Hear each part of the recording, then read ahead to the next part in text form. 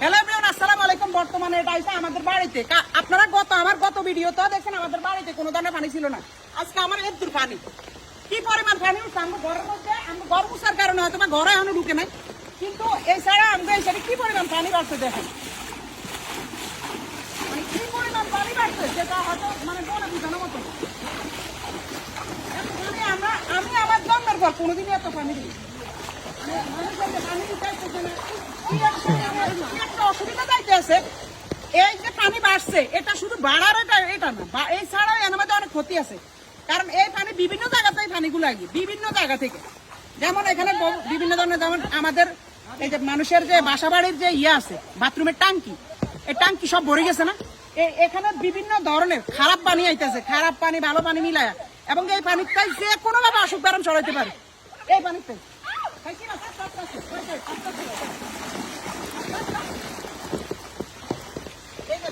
আমরা সব মাছ তো এমনি বাইরে গেছে, তারপরেও আমরা একটু জালের ব্যবস্থা করছি। দেই মোটামুটি কিছু মাছ আছে, মানে জালের ব্যবস্থা চলে গেছে না, চলে যায় না।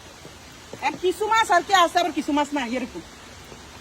তো সবচেয়ে বড় বিষয় হচ্ছে কি, আমরা এই পানি বাড়ছে এটা কোনো ইয়া না।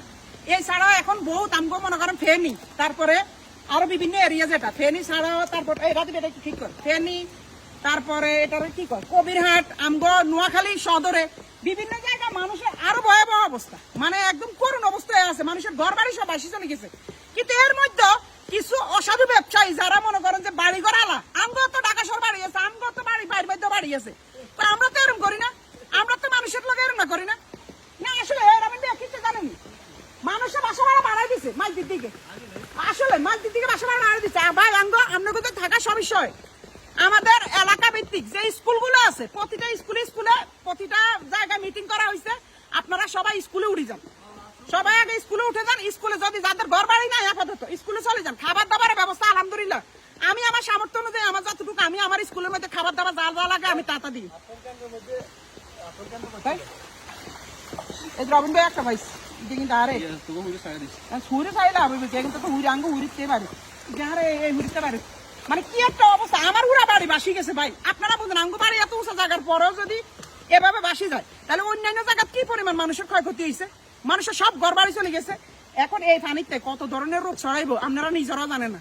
যাক আমি মানুষের বিবেক বুদ্ধিরে যেটা কই, আল্লাহ যেন মানুষের বিবেক বুদ্ধি দেয়, বাসা বাড়া যেন না বাড়ায়। খুব খারাপ পরিস্থিতি আমার নোয়াখালীর অবস্থা। আর নোয়াখালীতে যারা হেল্প করতে চাইতেছেন দয়া করে আপনারা আসেন, দয়া করে আসেন, মানে খুবই খারাপ অবস্থা নোয়াখালী। আপনারা সাধারণ আমার বাড়ির অবস্থা মানে একটা পুকুরের সমান হয়ে গেছে।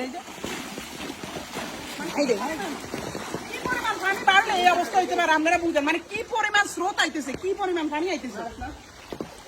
আমি আবারও কইতেছি, কারো যদি থাকার সমস্যা দয়া করে আমগা এলাকা চলে আমরা রাখবো আপনাদের।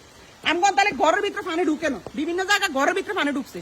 আরেকটা হচ্ছে খাবারের ব্যবস্থা, আমি আমার এরিয়াতে আমার এলাকা যেটা আমার এরিয়াতে আমি খাবারের ব্যবস্থা করতেছি। ইনশাল্লাহ আগামী পর্বে আগামী ভিডিওতে আপনারা দেখবেন। আর যে যার মতো করে সহযোগিতা করার চেষ্টা করেন।